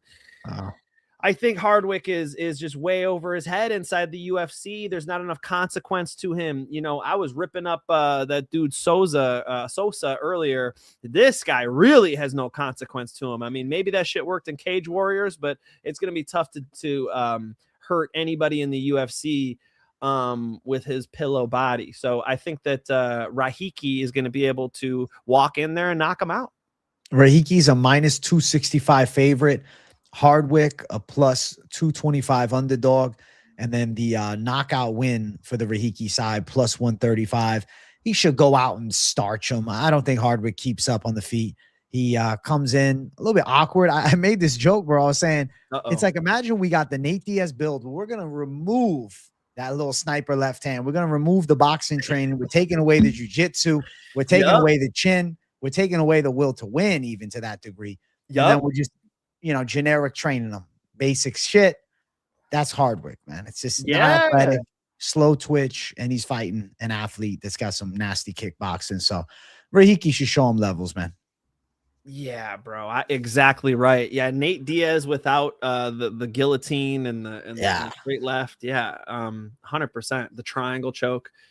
Yeah, I just don't really. It's like he can't decide where the fight takes place. His wrestling's not good. He's classic English, European. Yeah, he's a Brit. He's a Brit. You know, and yo, that's where the Finch last name comes from. I ain't trying to hate, but you know, my bloodline, they weren't wrestlers, you know, and that's an issue here because on the feet he's getting fucked up. Yeah, Rahiki lock. The odds for the fight, Rahiki -265, Hardwick +225. Isn't it fucking crazy, bro? The odds are like the same for debuting Sosa over or Sousa, excuse me, over Oki as Rahiki and Hardwick. You think this would be 4-1 with this prospect? I know, bro. I know the odds are really surprising on this card, but thank goodness, bro. Premium channel needs it. DM at Mike Finch on Instagram if you guys want to see my bets. I feel really good about betting on this card. Let's go. I like it too, man. I actually already got a nice one placed. I'll tell you after the show. Okay. The chat knows from lunchtime live earlier that I'll keep it low key. Don't you guys tell nobody. Let's keep it running on this card. We're both going Rahiki, obviously. Next matchup, we got Andre Fili versus Jose Miguel Delgado. What AJ's gonna do here? Oh man, I'm going Andre Fili. Whoa, I'm going Fili, bro. Really? You're not. I'm not. You love Delgado. Delgado is gonna knock him out. I like Andre Delgado. Fili got some hands on him and he's quick, but I think Delgado's too fucking dangerous. I mean, you got a guy that just dropped Nathaniel Wood in a big way round one. To be honest, bro, that's a draw. At worst, he ends up losing the split decision. I picked Nathaniel Wood, so I was like happy for my prediction side, but that could have been a draw. That first round could be a 10-8. And Nathaniel Wood is a higher level than Fili and beat Fili actually when they fought. I think Delgado only looks better since then. MMA lab prospect. I feel like he's got real striking potential. I could see him as like a Yair Rodriguez type. Like I expect at some point to see Delgado in that top 15, top 10 even. He's in his prime right now on the rise. You know, he's at 27. Like, shit, dude. I can't imagine how much better he's gotten even in, you know, the 4 months since the Nathaniel Wood fight. By 30, I think this dude is definitely within the top 10. I think he's explosive with power, but he's technical with precision. And that's just a dangerous combination for Fili. And Philly's win-loss. Coming off that split decision win to C-Rod. And odds are he's getting knocked out probably in the first round against Delgado here. I'm going Delgado by KO in a big way. Should be lopsided fight. Delgado puts people out, man. He's very impressive with his kickboxing. And, you know, Fili's seen a lot of good kickboxers, you know, without question. The Cub Swanson split decision was a war. You know, C-Rod's a technical kickboxer. You know, he's seen plenty of that. And I like that he's training with the kids, too. You know, I know he's getting rounds in with did David Rivera say he was training with him? No, I'm questioning that, but I know he was over there at Classic Fight Team, you know, getting rounds in with, you know, a lot of the youth, which is good. They got a bunch of pros who are like 2-0, 3-0 over there. I think that's a good look for him because he's going to have a fast and springy and confident Delgado. But come on, man. Fili's got a lot of miles on him at this point. At 35 years old, I think we've seen a lot of his best work. I swear with Jose Delgado, 27 years old. The Nathaniel Wood thing was just a hiccup. He missed weight, right? He was a pound over. So we don't know what was even going on. Did he get injured in training? You know, was something off there? It's back in October. So. Yeah. I like that. I like this matchup for Jose Delgado. I do. I think Jose Delgado is a special striker, and he's fighting a guy who can't take him down. Let's run it. Jose Delgado. TKO. Delgado. TKO. I think he goes out and finishes. Odds for the fight. Delgado is a -340 favorite. So the odds are selling. Yeah. +280 for Fili on the opposite side. Wow. I wasn't ready for that. Yeah, dude. And then Delgado by KO sits at +140. I have to favor the knockout. The way he fights his violence. Could he win a decision against Fili? For sure. But I do think he's going to end up sniping Fili and putting him away in a big way. And I think Delgado's getting the hype back on him. Definitely somebody to watch here. 145. Good prospect. Good build on him, right? He's got size. It's not like he's a little short, stocky one. He's 5'11", 74-inch reach. Same height, same reach as Fili. And, you know, I don't want to say Fili is necessarily one of the taller guys, but like, you know, last fight he fought the 5'7" C-Rod. Yeah. You know, he fought Melky the fight before, who was only an inch short of 5'10". Fought Cub Swanson, who was 5'8" in the fight before. Fought Dan Ige before that was knocked out. He's 5'7". You know, Lucas Almeida win by KO. Almeida's kind of tall at 5'11", but you know, Lucas Almeida ain't that guy. You know what I'm saying? I think Delgado is showing levels. Prospect to keep an eye on. And I think violent finish coming for him. I think so. I think it makes sense because Fili's gonna try to fight him where he's strongest. I think Fili's gonna engage with the Muay Thai and probably get kicked in the head or something. Yeah, I could see something crazy. I just think too dangerous on the Delgado side, too promising. I don't see him losing 2 in a row. I think he only looks better from the Nathaniel Wood loss. And I honestly don't think his stock necessarily dropped.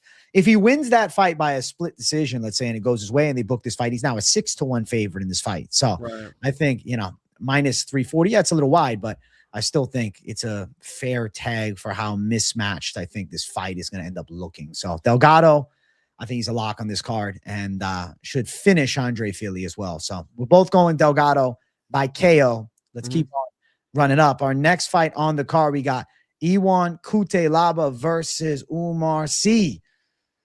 Finch, man, I just have to favor the bigger Umar C with his length and his okay technical striking and his grappling threat against a Cutelaba who's the wild man. He comes with pressure. He can wrestle a bit. He's got some wild overhands, but he doesn't really do anything that exceptional besides he's just in your face. He's trying to scare the shit out you. And if you get intimidated, he might run you over. But I think Umar C can outstrike him from distance. And I actually think Umar C could potentially get Cutelaba on his back. I think he can threaten Cutelaba with some type of front choke.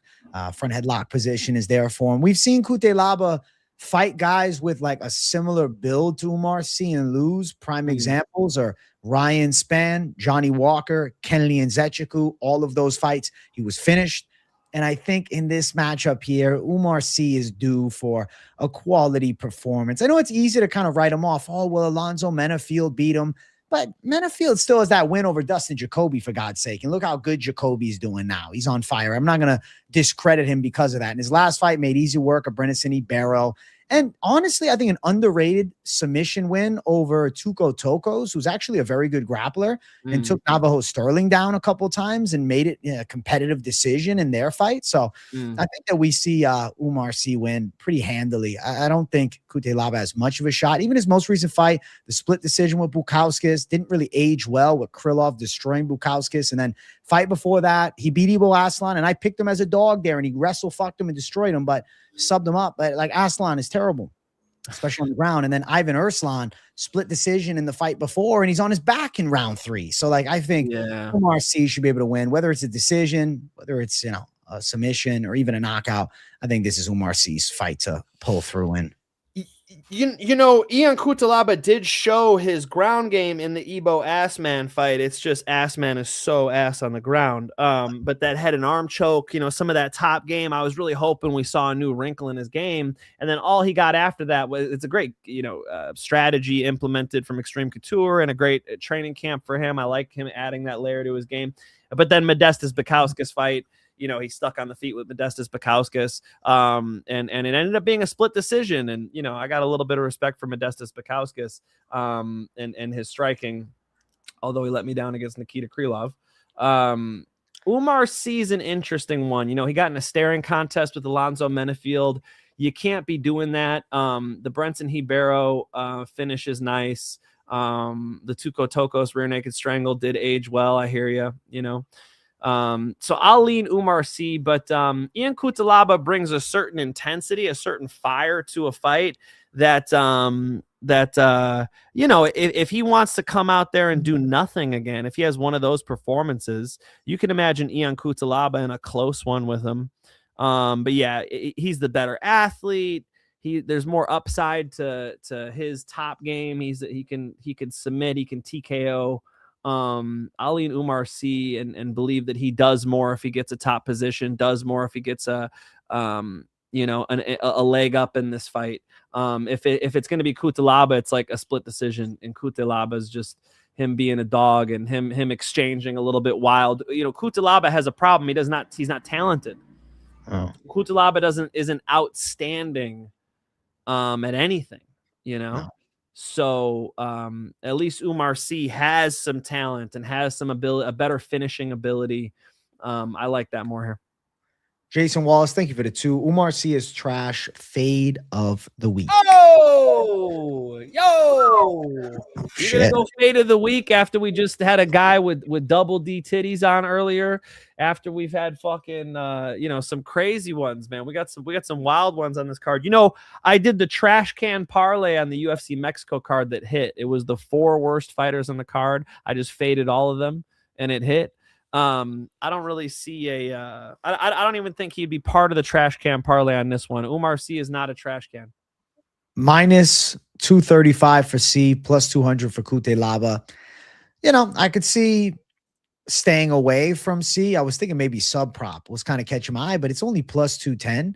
I don't love it. If it was 4-1, I'd be considering jumping on the chance of him submitting Cutelaba, but a little less interested at this point. I don't know. As the week goes on, I'll see how I feel when we get to like Propaholics Thursday, but I'll pick C to do it. What do you say? You said I'll see. I said you'll Umar C. I'll Umar C.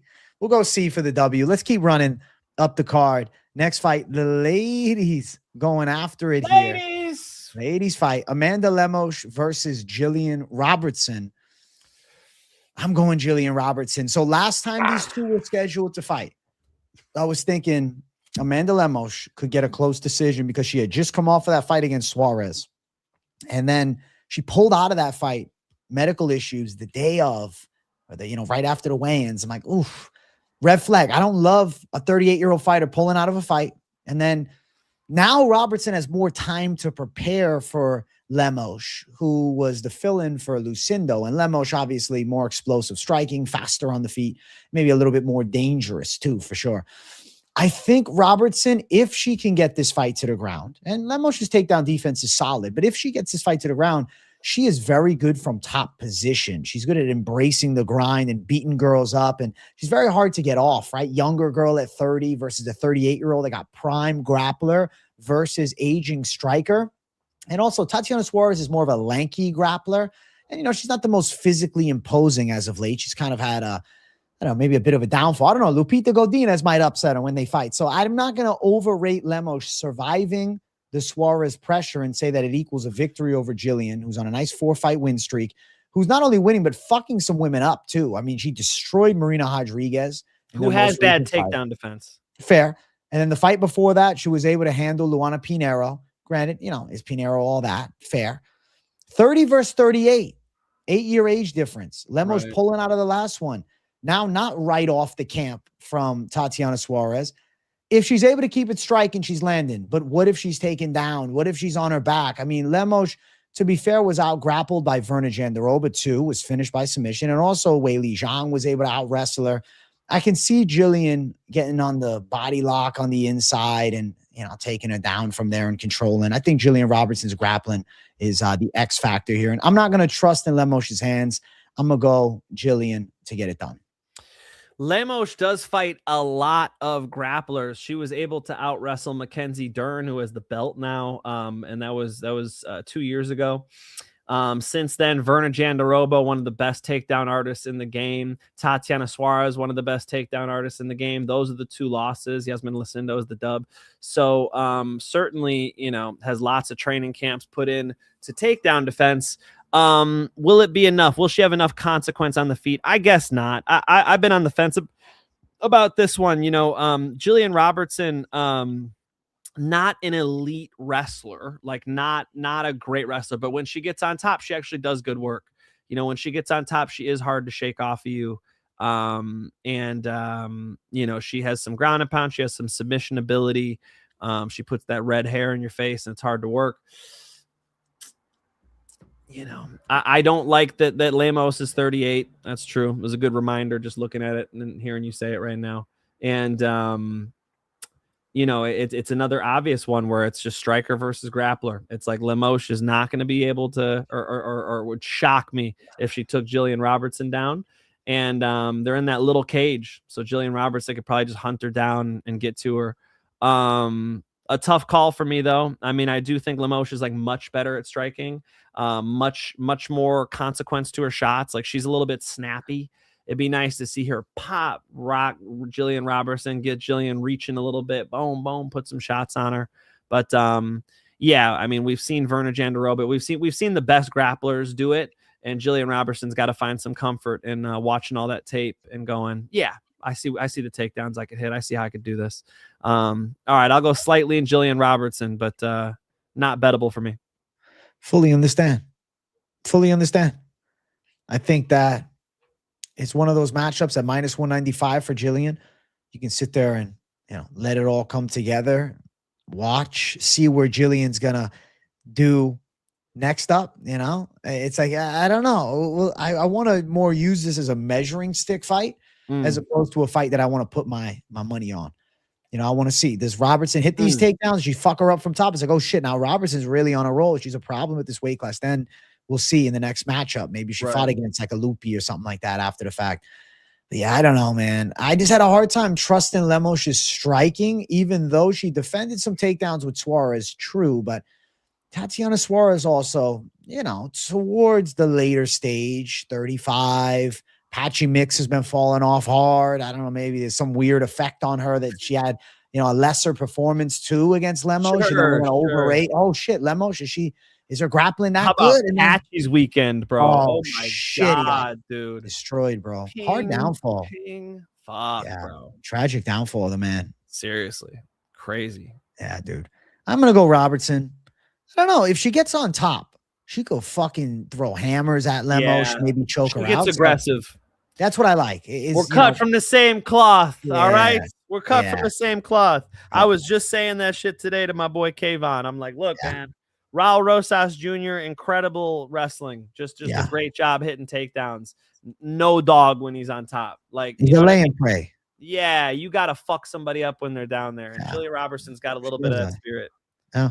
We're going Lil Red riding Robertson to get it done, and we'll take her over Amanda Lemos in the co-main event. Let's jump to the main event. Make sure you guys spam the like button like crazy. Do it. And subscribe if you're new to the show. We got Josh Emmett versus Kevin Vallejos and Mike Finch. You're breaking down the main event for us first and foremost. Josh Emmett, old but big power. Anybody approaching Josh Emmett should look out for the fucking landmine. It's that overhand right that he could bang. And the last thing to go when you're an old fuck, and that's a George Carlin line, not an old man, I'm an old fuck, is the power. That's the last thing to go. Unfortunately for him, he's fighting this young prospect. And, the way the UFC made this matchup, they understand what they're doing. They understand they're taking a name in Josh Emmett. I already saw him throw it up on YouTube. Emmett knocking out Bryce Mitchell, where Bryce Mitchell's on the fucking floor looking like he just saw the flat earth on a picture. Holy shit, that's actually flat. And I think that Vallejos is going to put some big shots on him and put Josh Emmett out like that. I think Josh Emmett, solid grappling, has really gotten away from being a grappler though. And, later in his career here is going to be less and less durable. And I think Kevin Vallejos is going to get to that target. He's got nice hands, solid forward pressure, a young prospect that people don't know yet. And he needs a highlight reel. And what a fucking spot for him. He gets a main event on a fight night against an aging veteran who's also going to exchange with him. You got to think Vallejos gets to the target first. Vallejos early knockout. Vallejos is a very high caliber prospect, and it's because he also is a technician on top of being a devastating knockout artist. In the Giga Chikadze fight, that first round, he was making reads. He was getting kicked hard to the body. Giga was having some success from the outside. And then round two, he finds his opening and the spinning elbow, and the game's over with. Big ground and pound elbows. It was nasty. Put Giga out for the first time in his MMA career. We had never seen Giga knocked out before. Now he's got Josh Emmett, who's only been knocked out once against Jeremy Stevens a great while ago. I think he's the second guy to knock Josh Emmett out here. I feel like the Vallejos style is too fucking dangerous. His striking is good. He stays under like a pretty technical and poised guard, does a decent job of, defending shots, parrying stuff away, blocking pretty well. And yes, Josh Emmett has fire in his hands with knockout potential, but I don't see him putting away this young savage. You have to go Vallejos. You have to go KO. He should be able to make his reads on Josh Emmett and knock him out. But, there's a chance that Emmett walks into some shit in the first round. I was kind of thinking second round, maybe even third round. Vallejos round one, it's a competitive affair. Some big shots are missing from Emmett as he's loading up, backing Vallejos up a little bit or attempting to. Vallejos maybe even getting on a more educated jab, attacking that calf. of Josh Emmett, slowing the movement down. I think is a nice strategy. We've seen Emmett rip to the calf years ago against our OG boy in friggin' Shane Burgos a long time ago. So I think Vallejos is going to stop him. I think he does get the knockout, and I think he looks pretty good. And he's a prospect on the rise. I mean, an Arnold Allen fight is on the cusp. If he goes out and wins this one, could even, if they really push him up the ranks, end up fighting Yair Rodriguez, for God's sake.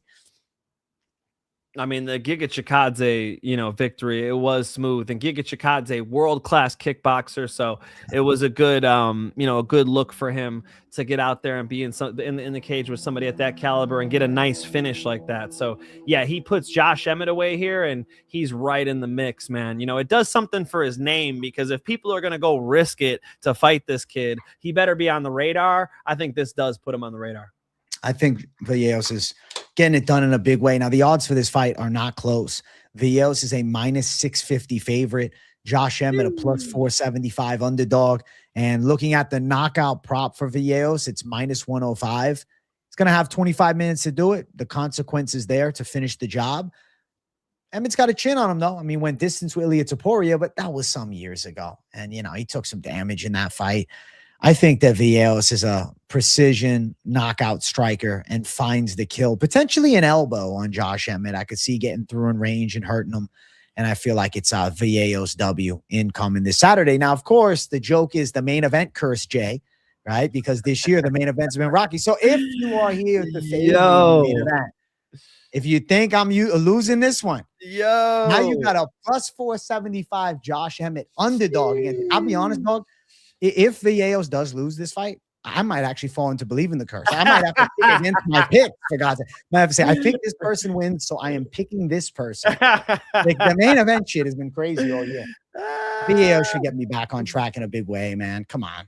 That's crazy. Vallejos knocks him out. That's crazy, AJ. No, you come on, bro. If Emmett wins this one, that'll blow my fucking That'll mind, mind, dude. bro. Come on. Yeah, I think we get it. That would be too crazy. No, this kid's not stupid. It's like I like what you said. He still has like a technical patience to him, and that's fantastic. So he's got the talent, plus he's got the technique. It's really just like a throw and hope type of risk he's taking with Josh Emmett here. Like, Josh Emmett's just gonna hack that shit up. It's an old Israel Adesanya line. He's like, they throw and hope, I aim and fire.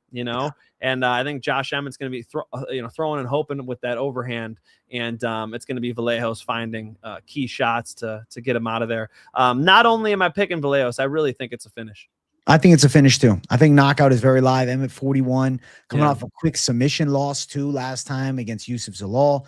Where's the confidence at? It's like, shit, this got ran over. Now he's taking this with, not a substantial amount of time away from the octagon. He was pretty much like, all right, I'm getting back out there in a big way. Let's make it happen. He just lost in October? So I guess not too soon, right? He's had about 5 months. Now a main event against Vallejos at the Apex, small cage, going after it against a dangerous striker.